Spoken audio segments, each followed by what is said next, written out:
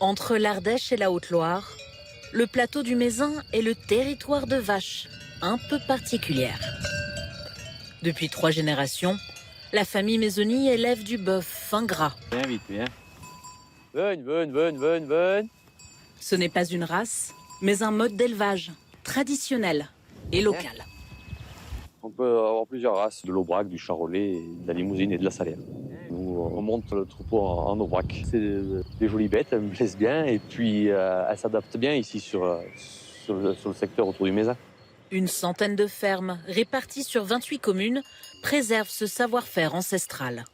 Le secret, ces prairies à plus de 1100 mètres d'altitude aux centaines de plantes. Et surtout, celle-ci. Voilà notre mystérieuse plante. La cistre, le fenouil des montagnes. Un goût un peu anisé, ouais. C'est dans le foin, une fois séché, que les bêtes la mangent et qu'elle libère ces arômes qui donnent un goût à la viande.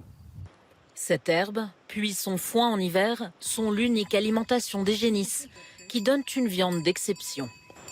On ne la trouve dans les boucheries de la région que de février à juin. Vous voyez tous ces petits morceaux de blanc qu'on voit là, ça c'est tout du persillé. C'est ce qui va faire à la cuisson, nourrir la viande pour pas qu'elle sèche et avoir un produit vraiment goûteux, quoi. Combien vous en faut? C'est un truc extraordinaire, c'est vrai, au point de vue goût et au point de vue texture. Ça dure 3 mois et il faut vraiment en profiter. Ce boucher l'achète un peu plus cher aux éleveurs, mais la vend au même prix qu'une viande classique à ses clients. Alors, on travaille principalement avec 2 ou 3 éleveurs. Moi, je me déplace dans les fermes acheter les bêtes, en début de saison, en principe. On a des bonnes choses chez nous, donc on va pas les chercher ailleurs, hein. Mettre en avant le terroir et les traditions du Mézin, c'est aussi la volonté de cette jeune chef. C'est vrai que le fin gras, il y a un petit truc en plus. Il y a les éleveurs qui prennent le temps, la patience. Voilà, ça se retrouve dans le goût de la viande quand même. Pour souligner sa saveur, la viande est braisée pendant plusieurs heures. Donc là, on fait colorer les morceaux. C'est ce qui va donner le goût à la sauce. Puis effilochée et enrobée d'une pâte croustillante.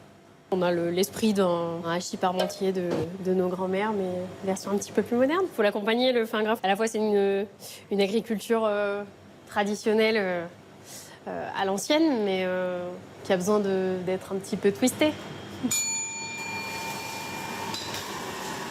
C'était du beurre. Du beurre. C'est tendre, c'est fondant. Je suis désolée, je pense. C'est vrai que le bœuf, il a une senteur, il y a des herbes dedans. Ça a la senteur des prés. Un terroir préservé notamment grâce à la reconnaissance en AOP. L'obtention de ce label en 2013 a permis de maintenir la filière fin gras du Mézin, alors qu'ailleurs en France, un quart des élevages bovins a disparu en 10 ans.